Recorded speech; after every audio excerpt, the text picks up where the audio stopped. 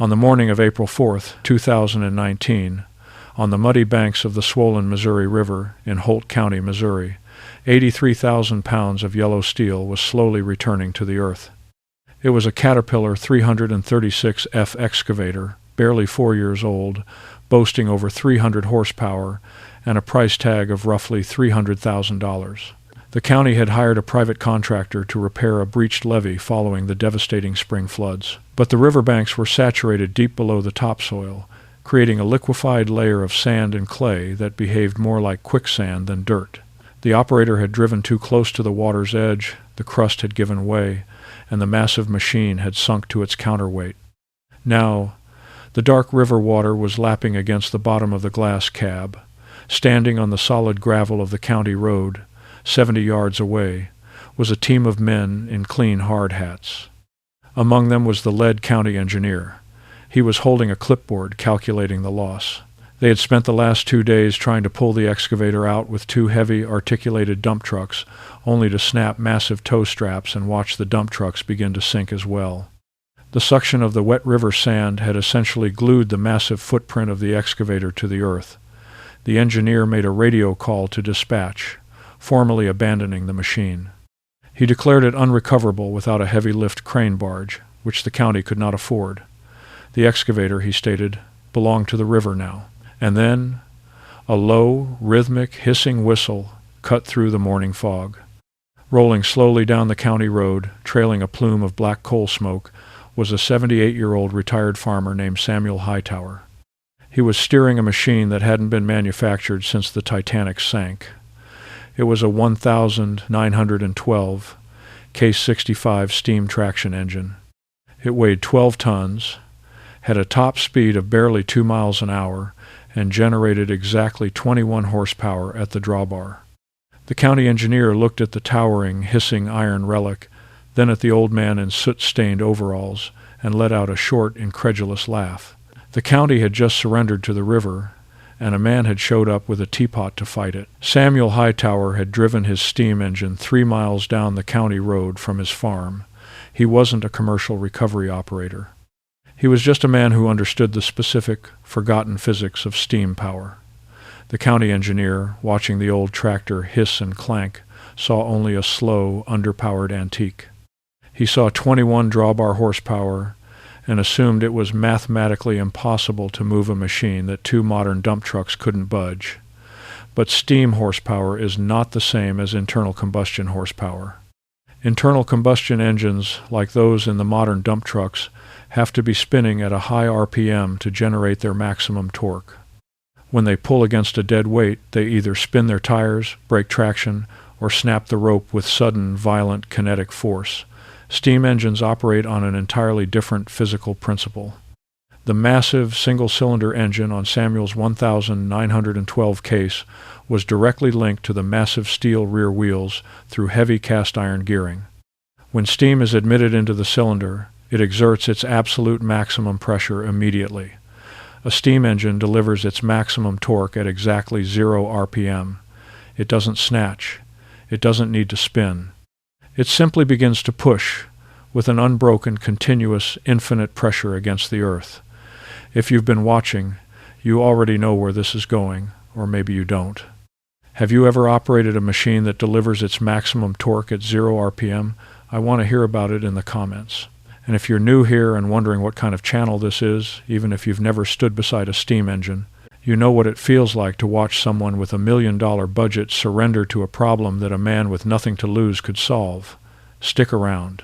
Because the engineering behind early 20th century steam power remains one of the most misunderstood chapters in mechanical history, and we're not done yet. But before Samuel could pull, there was something the engineers needed to understand about the mud. The county engineer walked over to Samuel, shielding his eyes from the glare of the morning sun off the river. "Look, Mr. Hightower, I respect the old machinery," the engineer said, raising his voice over the rhythmic breathing of the steam engine. "But we just snapped 200,000-pound kinetic straps trying to snatch that rig. The mud suction down there is creating a vacuum seal against the belly pan. You're looking at close to 200,000 pounds of dead drag. This thing is magnificent, but it's not going to pull it. You're just going to dig yourself holes." Samuel didn't argue. He understood exactly what the modern crew had done wrong. They had used kinetic ropes, pulling hard and fast. When you yank a massive flat steel plate out of wet, saturated sand, the water cannot fill the void fast enough. The result is a perfect vacuum. Pulling fast against a vacuum only strengthens the seal. Samuel reached into the heavy wooden toolbox mounted on the side of his coal bunker. He didn't pull out nylon ropes. He pulled out a massive rusty log chain with links as thick as a man's wrist. It was a chain forged long before breaking strengths were printed on plastic tags. "You tried to scare it out," Samuel said quietly, his voice raspy from decades of breathing coal dust and prairie dirt. "The river don't scare. You have to ask it to let go, and you have to ask slow." He signaled to his grandson, who was riding the back step of the engine, to drag the heavy iron chain down the embankment. What happens when infinite torque meets an unbreakable vacuum? Samuel didn't use a block and tackle system. He didn't have trees large enough on the riverbank to anchor pulleys. He was going to rely entirely on the sheer, terrifying geometry of the steam engine's drive system. He backed the massive 1,912 case into position on the solid gravel, squaring the heavy steel drawbar with the rear of the sunken excavator. He choked the heavy wheels with massive blocks of oak. Then he pinned the thick iron chain to the drawbar. There were no kinetic properties to this setup. Iron chain does not stretch. When it goes tight, every single pound of force is transferred instantly into the object being pulled. At 10:15 a.m., Samuel stood on the iron platform behind the boiler. He checked his steam pressure gauge. It was sitting perfectly at 150 pounds per square inch. He reached up and pulled a heavy iron lever, opening the cylinder cocks to blow out the condensed water. A geyser of white steam and boiling water shot out from the sides of the cylinder with a deafening hiss. The engine was hot, clean, and ready. Samuel looked down at the massive flywheel, spinning quietly at a slow idle. To pull the load, he wouldn't use the momentum of the spinning wheel. He reached over to the heavy friction clutch lever. He didn't slam it forward. He engaged it with the delicate, agonizing slowness of a man threading a needle. The massive drive gears began to bite. The slack in the massive iron chain began to lift out of the mud. The county engineers went silent. Could a 12-ton relic really move an 80,000-pound tomb? The heavy iron chain rose from the muddy grass, dripping river water. It didn't snap taut. It tightened link by massive link, groaning under the immense weight. The line went perfectly rigid, a solid bar of iron connecting the 1,912 steam engine to the 2015 excavator. The county engineer flinched, waiting for the massive clevis to shatter like a bomb, just as his toe straps had done. But Samuel didn't pull fast. He pulled the throttle lever just a fraction. The massive single cylinder accepted the steam. The massive rear steel wheels of the case traction engine bit down into the gravel, the massive iron cleats digging in for purchase. And then the engine stopped moving. The flywheel kept turning, slipping the heavy friction clutch exactly as Samuel intended. He was maintaining a perfect, continuous, agonizingly slow pressure. The steam engine was leaning into the harness, applying 21 horsepower of infinite 0 RPM torque against the vacuum seal of the river mud. The heavy iron tractor groaned, the exhaust chuffing a slow, heavy staccato beat into the damp morning air. Chuff, chuff, chuff. Samuel didn't touch the levers. He just stood on the platform, smelling the hot oil and burning coal, letting the physics of constant tension do its work. He was giving the river time to realize it was beaten. He was giving the water time to seep into the vacuum pocket beneath the excavator's massive tracks. For 8 terrifying minutes, the chain remained rigid. The steam engine shook. The earth held fast. The engineers whispered to each other. They thought the old man was just cooking his clutch. But then Samuel reached up and gave the throttle one more notch. What happens when the earth finally relents? At exactly 10:24 a.m., a sound cut through the steady chuffing of the steam exhaust. It was a deep, wet, heavy sucking noise, coming from the riverbank.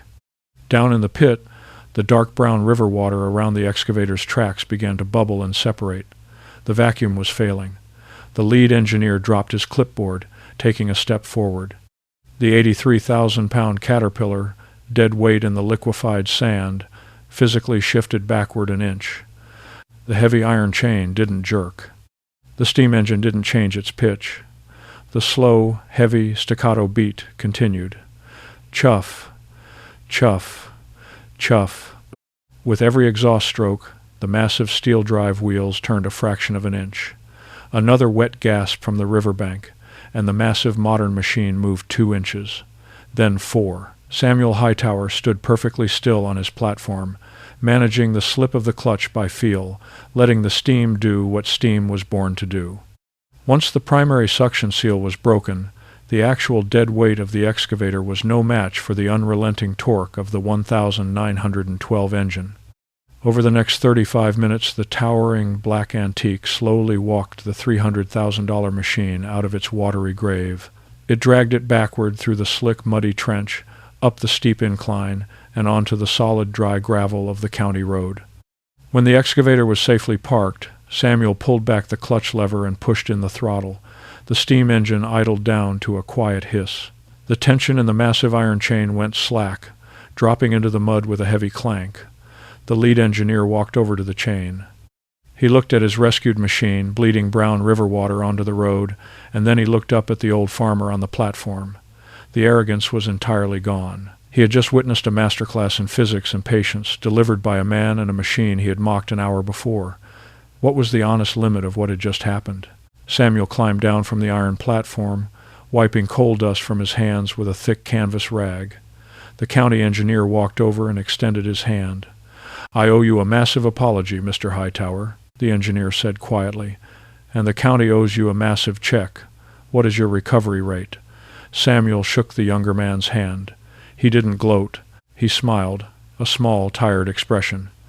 "No charge," Samuel replied, unpinning the massive iron chain from the drawbar. "But don't go thinking this old boiler is magic. If you had to dig a foundation or load a fleet of dump trucks, my engine would take a month to do what your excavator does in an afternoon. This old girl is too slow for commercial dirt work. She maxes out at 2 miles an hour, she needs constant water and coal, and she requires a licensed boiler operator just to sit on her." He patted the warm steel side of the water tank. "Your machine is better for 99% of the jobs you do, but not this job, because when you get swallowed by the river you don't need speed, you need continuous, infinite leverage. Your machine was built to force an outcome. This machine was built to negotiate one, and the river doesn't respond to force." It was a lesson that the men who originally broke the American prairie had learned generations ago, often the hard way. Modern equipment is designed for massive production in ideal conditions, but vintage steam equipment was designed to survive and conquer the worst conditions imaginable, pulling massive plows through virgin sod that had never been turned. The recovery at the Missouri River was just a mechanical echo of that older truth. The engineer helped Samuel load the heavy iron chain into the wooden toolbox. The younger man was quiet, his perspective fundamentally shifted. He watched the old farmer climb back onto the platform, treating the obsolete machine with the deep reverence it had earned. As the lead engineer drove his county truck back to the dispatch office, the radio on his dashboard was silent. He was doing a different kind of math. The Caterpillar 336F excavator they had just rescued carried a massive financial burden, likely financed on a municipal lease costing thousands of dollars every month. The engineer had just spent a terrifying morning trying to justify that massive capital investment against a wall of river mud, and the capital had almost lost. Then there was Samuel Hightower. The old farmer had driven down the road with a machine that hadn't seen a banknote since William Howard Taft was in the White House. The Case 65 steam traction engine had cost roughly $2,000 brand new in 1912. In the century since, its only carrying costs were water, coal, heavy cylinder oil, and the labor required to tend the boiler. What the engineer hadn't realized as he watched the old man patiently engage that friction clutch was that he wasn't just watching a mechanical rescue. He was watching an economic philosophy in motion. When you owe the bank thousands of dollars a month, you cannot afford to wait. You have to move fast. You have to force the ground to yield, force the project to finish, and force the extraction to happen right now, because the interest is always compounding. But when your machine is paid off, when you own your iron, free and clear time ceases to be your enemy. You can afford to idle down. You can afford to wait for the river to breathe. You don't have to scare the earth. How did a farmer learn an economic lesson that profound? To understand why Samuel Hightower knew how to outweight the river, you have to understand the decade that forced him to learn. It was 1981, and across the American Midwest, an entire philosophy of agriculture was collapsing. For the previous 10 years, the prevailing wisdom from bankers and agricultural extensions had been simple: get big or get out. Farmers were told to leverage the equity in their land to buy massive, enclosed, four-wheel drive tractors and thousands of additional acres. Debt wasn't a risk, it was considered a tool for expansion. But in the summer of 1981, the prime interest rate hit a staggering 20.5%. Simultaneously, grain exports stalled and commodity prices collapsed. The debt trap snapped shut. In Missouri, land values plummeted almost overnight. The collateral that farmers had used to borrow hundreds of thousands of dollars simply vanished on paper. Suddenly, the neighbors surrounding the Hightower farm found themselves owing more interest every month than their corn crop could possibly generate in a year. The massive new machines they had bought on credit were repossessed, towed out of driveways by the very dealerships that had sold them. The county courthouses filled with foreclosure notices. Generations of family farming history were auctioned off on front lawns to the highest bidder. But Samuel Hightower didn't lose a single acre. While his neighbors were borrowing at variable rates, Samuel was farming with older, paid-off diesel equipment and running his family's antique sawmill with the 1,912 case steam engine. His debt payment was exactly zero. When commodity prices fell, his farm did not hemorrhage cash. Why was the slow, methodical use of obsolete iron the very thing that saved his family's land? The slowness was his absolute defense, but operating a steam engine isn't a romantic, effortless endeavor. Samuel would be the first to tell you that the old iron is brutal. A 1,912 case traction engine has no cab, no suspension, and no margin for error. Operating it is not a job. It is a profound physical deployment. You don't just turn a key. You wake up at 4 in the morning to build a fire in the firebox. You shovel heavy chunks of coal for hours. You monitor the glass sight tube constantly, because if the water level drops below the crown sheet, the boiler won't just stall, it will explode with enough force to level a building. The heat radiating off the boiler jacket in the middle of a Missouri summer is suffocating. The machine takes a physical toll on a man's shoulders, his back, and his lungs. The commercial operators sitting inside their climate-controlled, air-ride, GPS-guided excavator cabs were completely insulated from this friction. They couldn't feel the earth fighting back until it was too late, until the riverbank crust broke and the mud swallowed them whole. But Samuel had to be entirely present. He had to listen to the specific hiss of the safety valve, feel the vibration of the massive gears, and negotiate constantly with the elements. That was the unseen weight Samuel brought to the river that morning in 2019. The county engineer saw a rusted antique teapot. Samuel saw the crucible that had forged his family's independence. When the dump trucks snapped the kinetic ropes, it was just the 1980s farm crisis repeating itself in miniature, a sudden, violent demand for an impossible result, shattering under the reality of the earth's resistance. What happens to that kind of earned wisdom when the man who holds it is gone? Samuel Hightower knew he wouldn't live forever to pull heavy machinery out of the river. In farming communities, a patriarch's passing is usually followed by a familiar, tragic ritual, the estate auction. The auctioneer's tents go up, the land is divided, the machinery is lined up in the driveway, and neighboring corporate operations absorb the acreage. It is the final victory of the debt cycle. But there will be no auction at the Hightower farm. Because Samuel had never leveraged his land, there was no bank waiting to demand immediate liquidation to cover outstanding notes. His farm, consisting of the fertile river bottoms and the timberland on the bluff soil that had been carefully stewarded for 3 generations, is already legally transitioning to his grandson, William. William is a modern man. He understands variable rate applications, soil mapping, and modern diesel mechanics. To a corporate liquidator, the old machine shed holding the steam engine is just full of heavy, worthless scrap iron. But William grew up riding on the wooden platform of that 1,912 case. He had watched his grandfather pull a $300,000 excavator out of the mud, using nothing but physics and boiling water. He understood that the massive black iron boiler wasn't just obsolete farm equipment. It was the physical manifestation of the patience that had saved their family name. He didn't plan to sell the steam engine to a museum. He didn't plan to cut it up for scrap. Why would you destroy the very anchor that kept your family from washing away? Today, the Hightower farm is a thriving, quiet operation. William uses modern equipment for the bulk of his agricultural work. He isn't foolish. He knows the undeniable value of technology when it is used correctly, maintained properly, and bought responsibly. But in the back of the heavy machine shed, standing tall among the modern diesel tractors, the old iron remains. Twice a year, William opens the heavy shed doors. He hauls fresh water to the massive boiler, stacks good hardwood and coal in the bunker, and lights a fire in the firebox. He waits the hours it takes for the heavy steel to warm and the pressure to build. And the antique engine still fires up, settling into that familiar, slow, unrelenting chuffing rhythm that echoes off the wooden walls of the barn. If you've been watching, you already know where this is going, or maybe you don't.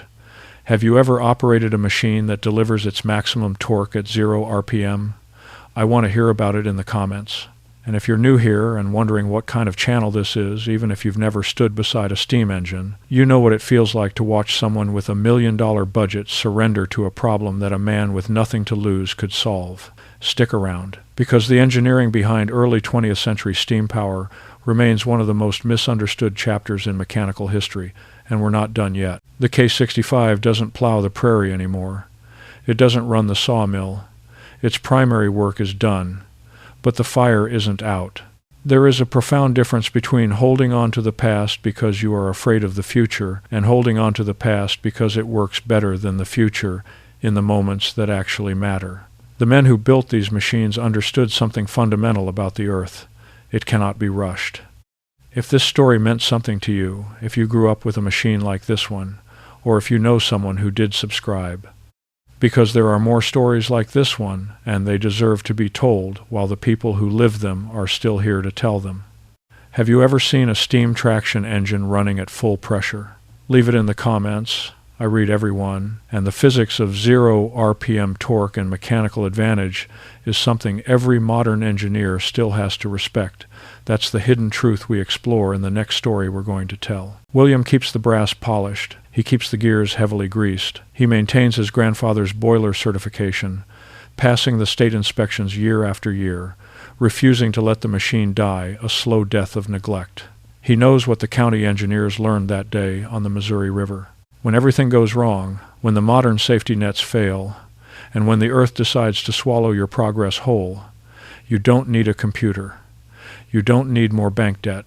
You need a machine that doesn't know how to quit. The 1912 case is fully fueled. The bunker is stacked tight with high-grade coal, the water tank is topped off, and the massive cast iron gears are thickly coated in black grease. The traction engine is a towering, silent reminder that the earth does not care how much money you spent on your equipment or how sophisticated your hydraulics are. The earth only respects patience, mass, and the men who know how to use them. The commercial contractors will keep pushing the limits of the riverbanks. They will keep bringing heavier excavators, thicker nylon ropes, and larger municipal budgets. And eventually, the river will rise again, the crust will break, and they will hit the absolute limit of what sudden force can accomplish. When they do, the old iron will be ready. Samuel Hightower's Case 65 is still sitting exactly where it belongs. William still walks out to the heavy timber shed every morning to check the locks.